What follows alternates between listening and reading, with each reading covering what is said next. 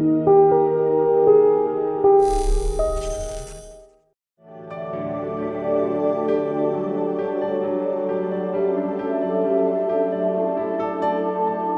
do a lot of strategic roadmap type workshops with large IT organizations, and generally the way we approach it is we say, where's your biggest pain points? And we identify those pain points, and then we determine what would it take to address each of those pain points. We now, basically those become tasks. We then can present those tasks and then work through how to prioritize those. So we want to address the most pain with the least expensive or intense task.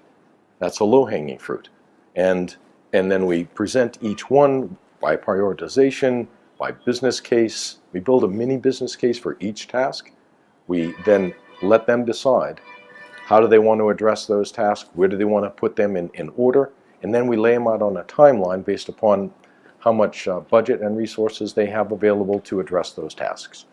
But generally, the pain points we're finding are going to be in terms of getting a more efficient process. It's not about tools. As much as I love Summit, Summit is useless without a good process.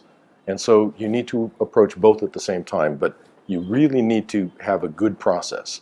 Now, the good thing about Summit is it comes with sort of best practice sort of baked into the product.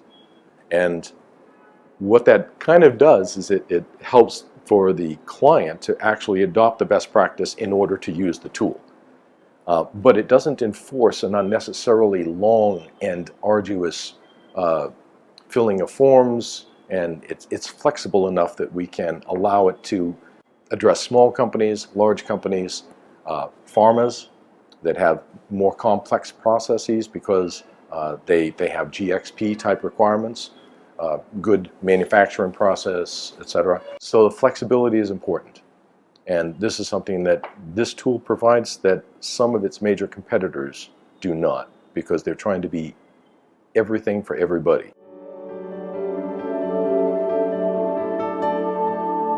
Good example, I just came from a client earlier this week, and that client basically said, I have a set budget, but my request volume and my incident volume is actually climbing, and I cannot hire any more people, and yet I need to improve my quality. So right now their tickets are all going into critical.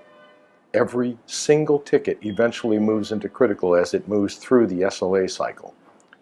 And they can only address the critical tickets. They can't even begin to address anything less than that. And the backlog is so large, they don't know what to do.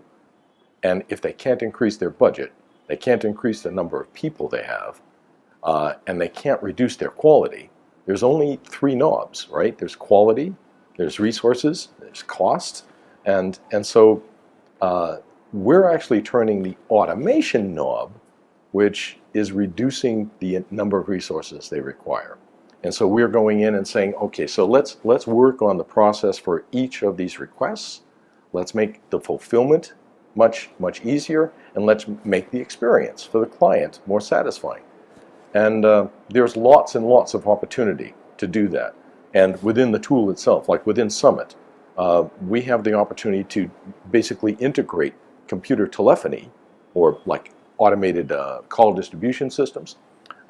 We take like Cisco or other systems like that, and when somebody calls into the service desk, we automatically bring that number onto the screen. They click it, the call comes into their headset, and all the user information fills in, recent tickets, recent requests, assets associated.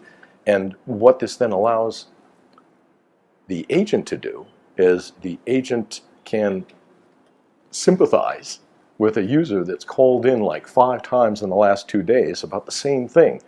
And before the user goes into, the complaint, you're not listening to me, the agent can say, oh my goodness, you've called 5 times about this thing in the last 2 days. Oh, we have to take care of this. Oh, thank you. thank you so much. That's wonderful that you know that. And it makes the user feel much better, and it makes the experience more efficient for the agent as well. And so we can do that with Summit. And we've done that at several companies in the US. We're just now breaking into the US market with Summit, and it's been very, very successful for us so far.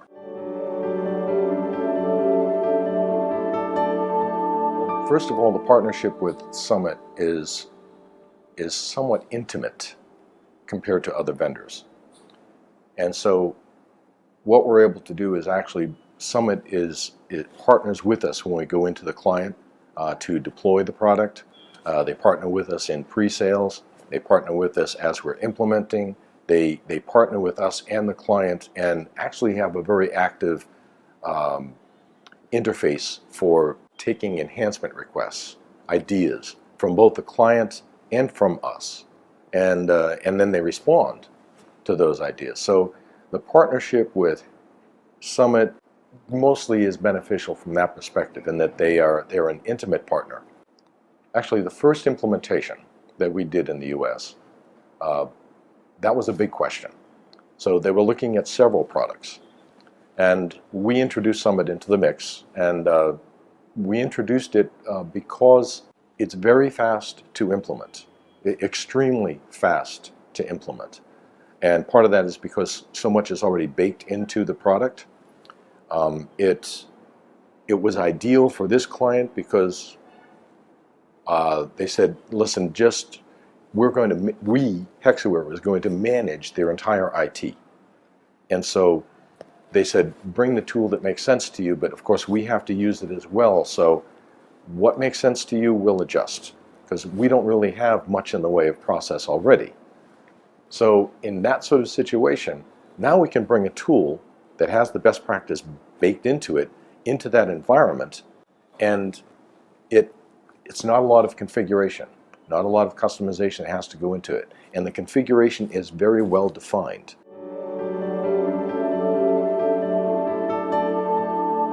Well, that's a good question, because the very first implementation of Summit at an insurance company in Chicago, actually a real estate company in Chicago, the very first implementation, there was a big question: which tool are we going to go with?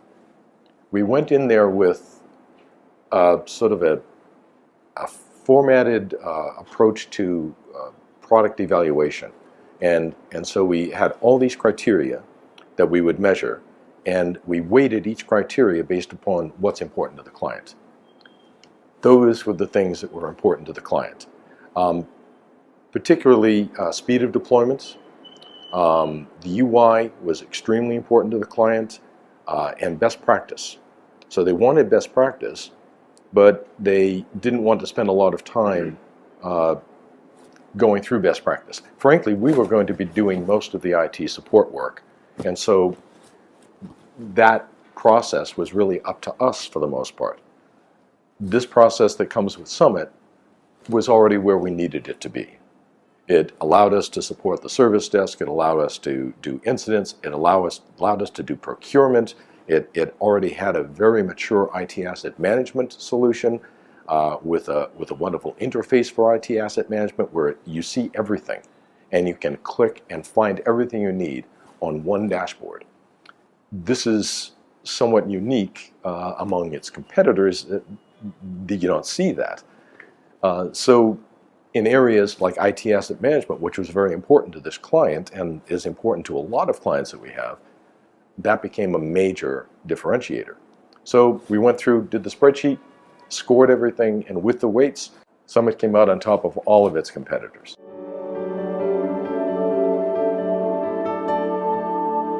Mostly, I've looked at that in terms of IT asset management and desk side support. So Summit allows you to scan a QC code, those little square codes that have all that information in. They're very popular now. You see them on products. And so now we can have asset tags that have that QC code, and Summit allows you to print those asset tags off, right? And so we attach these asset tags to every asset that we want to track. Basically, laptops are a good example. And so now, if you have a closet where you keep your unused laptops, which is true for this client, you can periodically go into the closet and actually batch scan all of these assets. Scan, scan, scan, scan, scan, scan, scan, scan. And those then are basically moved into the state of, retired, or not in use, or whatever state you want to move them into, you can move them into that state. And when you're ready to dispose them, you can scan them, move them into disposed, send them off to the third party that's going to do that for you. So IT asset management was good, and also desk side support. When they go and they can scan it, they can then see the asset, and they get all the user information, and they understand the serial number, what's installed on there, what software is there, and it helps to inform them what they're working with. And also it helps to create the ticket with some information pre-populated.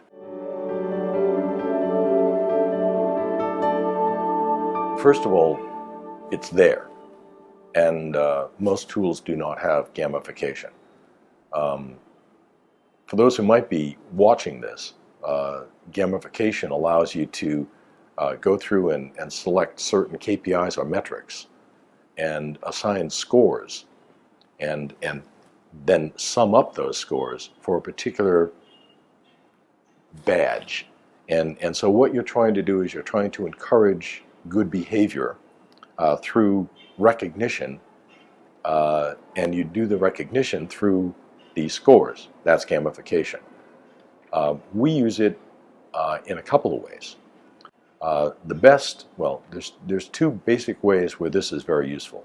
One is at the service desk.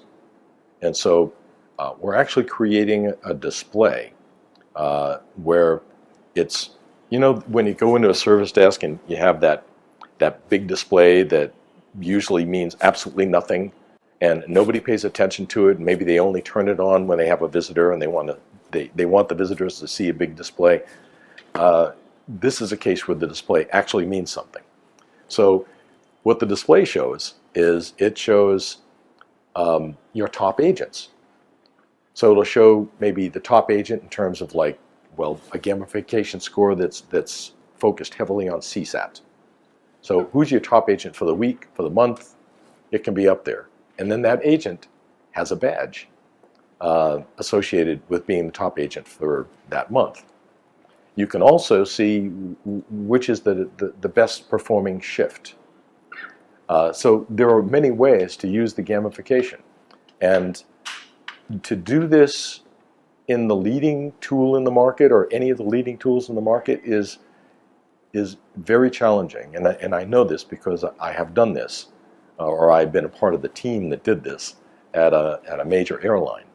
And it turned out okay, but it took months of work from some of the best ServiceNow architects we had to actually put this into place.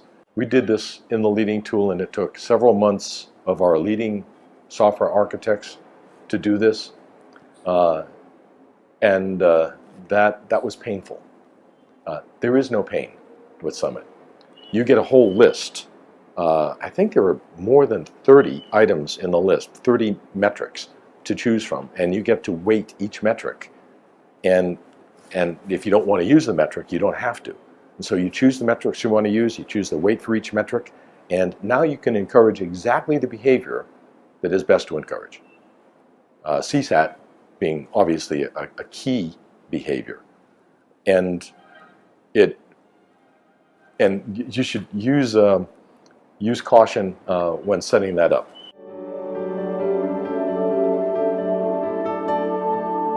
Human resources, marketing, legal, we have meetings with each of these, and their processes are often very, very email-centric.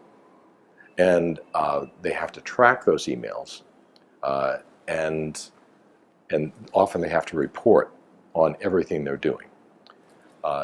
Very challenging in an email-centric environment to do that. This actually allows them now to track all of that through the specific request types that are built into the product for those three areas. And those are the three that we implemented, was legal, marketing, and HR. The value proposition that we have with Summit is based primarily on the intimate partnership that I spoke about earlier. So they were basically, Summit and Hexaware were hip to hip in pre-sales. We were hip to hip in implementation. If there were any kind of defects, we had immediate access to the Summit development team. From the time when I started with punch cards until now, probably the biggest changes have happened recently. And you would think, well, wait, what about going from punch cards to actual CRTs? And CRTs, what about the internet when that came along?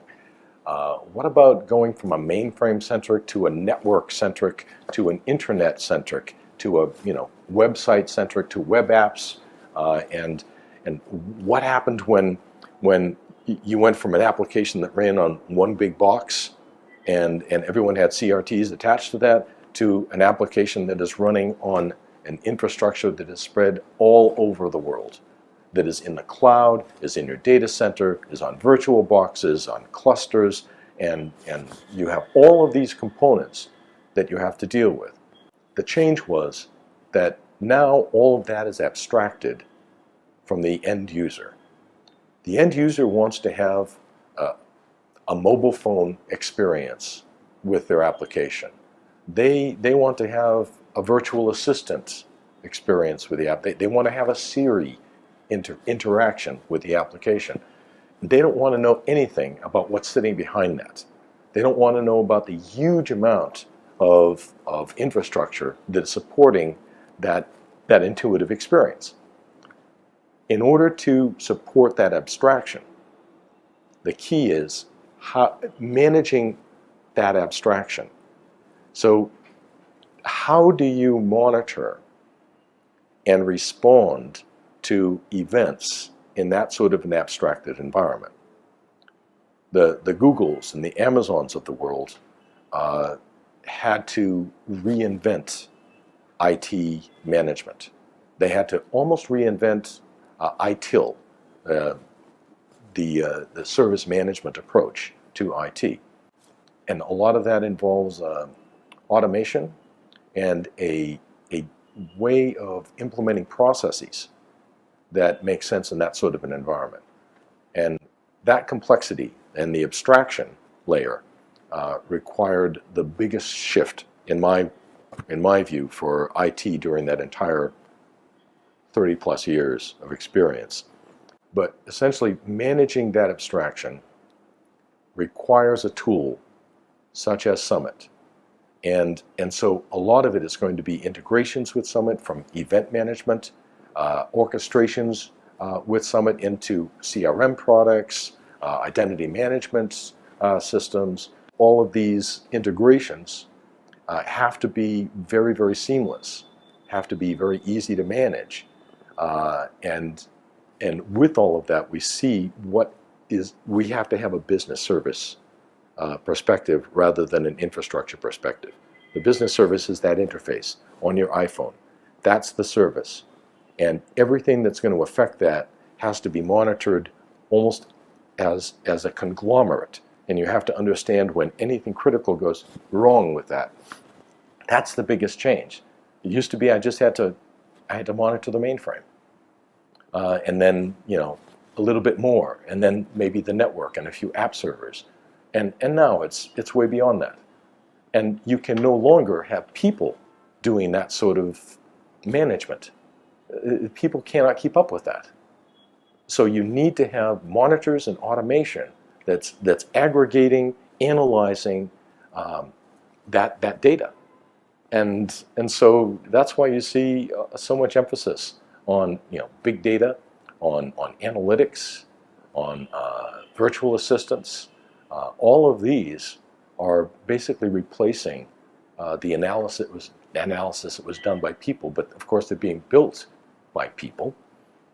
And I'm really looking forward to what's going to be happening 5, 10, 15 years from now. Well, hopefully I'll be around for that long. But I'm looking forward to it because it's going to be getting absolutely beautiful. The abstraction, the virtual assistants, robots, everything else that's going to be coming into play to make this, to bring the people part of this, the savings and the people part of this, up on par with the savings across the rest of it. And the people can shift to actually doing more challenging work than staring at screens. Because building it is going to require a lot of effort, but the effort is then going to reap benefits in terms of the automated abstraction that allow you to have that phone app that calls your cab for you.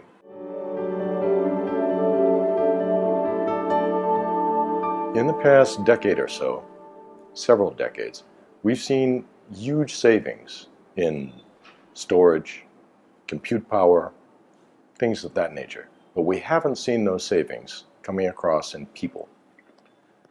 And one way that we can basically come up with more savings is through automation. So what Hexaware does that's a little bit unique. I mean, lots of companies realize that automation is key. Most clients realize that automation is key, and vendors realize that automation is key, and everyone claims to be addressing it, and everyone is addressing it. But they're basically not addressing it the way Hexaware does. Hexaware brings automation to the client and brings the savings that automation produces to the client, rather than putting it into their own revenue stream.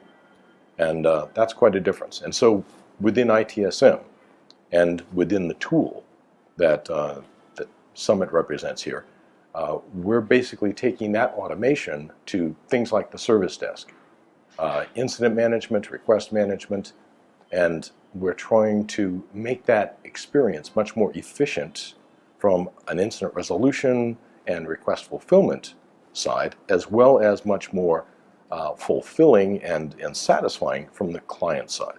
And so we might be reducing, perhaps by 40%, the amount of cost associated with the people and process that support IT operations.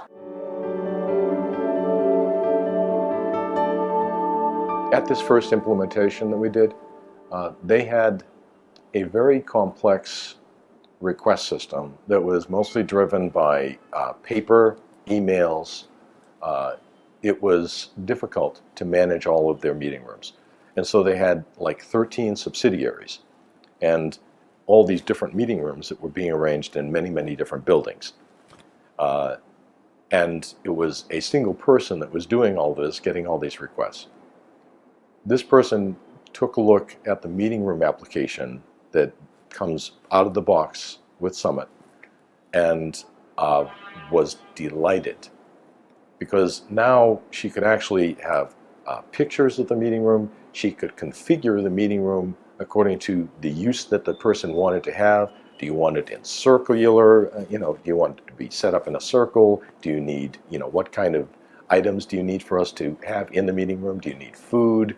All of those things were included already. And actually, there were a few things she wanted in addition, and Summit basically configured it to add those things. And so she saw the meeting room app and she was so relieved. It's actually saved her a great deal of time, because she really doesn't have to do much except take the request, set up the meeting room, and she books the room. So that was very, very good. And you can book the room yourself or have sort of a manager book the room for you. So it's a flexible tool that was fairly ideal for her. So it was, they had already decided on the tool before the meeting room was shown to them, but it actually made it even more attractive. Well, I've had several customers that want gamification. They want it because they understand that best practice for agent performance and also for knowledge management, for encouraging the writing of articles, encouraging the review or the feedback on articles, encouraging the use of articles. You can build out a gamification score for that as well. And the point of these processes is often adoption and involvement. And in the case of knowledge management, if you cannot inspire adoption, your knowledge management effort will fail. Because having a small group trying to maintain all of the knowledge for a corporation doesn't work. We know that doesn't work. I've never seen a case where it has worked. Those articles will become stale, and those articles will not be even searched anymore. Eventually the community will give up. But if you can encourage adoption, the community become the authors. The community, through review, becomes the way you update. And so the concept of expiring an article every year in order to force a review is disappearing. You force the review based upon metrics. If the article is being read, is being highly reviewed, is being used quite often, and it's got a great score, great feedback, why would you expire it or force an audit of the article? However, if the article hasn't been read in a year or has received very poor feedback, now that's different. Let's take a look at that article. And we don't have to wait a year. We do it as soon as it's starting to get bad scores. Something needs to change in the article. Same thing with the service desk agent. Clients are kind of clamoring to improve CSAT. They're always wanting CSAT or first call or first contact resolution, depending upon who you talk to. So when they're trying to achieve that, how do you encourage that good behavior? Through policy? No. You can basically browbeat your agents, and I've seen this often. Don't put something in pens. Don't. Why are you not getting good CSAT? And remember to say that they don't respond well to that. They don't respond well to the stick. Gamification is the carrot. And that's the way to encourage good behavior. You give them recognition, perhaps even rewards. But frankly, recognition is more important than the rewards. But you can associate badges. The best agent for the month, maybe they get a free parking space. They get the special parking place near the front door. Or maybe they get to go to a meal with the CIO or something like that. That'd be a great way to encourage behavior. But you can't do that without gamification. And the problem is other products don't have that built in. And it is not easy to implement in those products. Whereas it's already built into Summit, and it is actually very sophisticated. Even the one that I implemented in this other tool, it lacked the sophistication.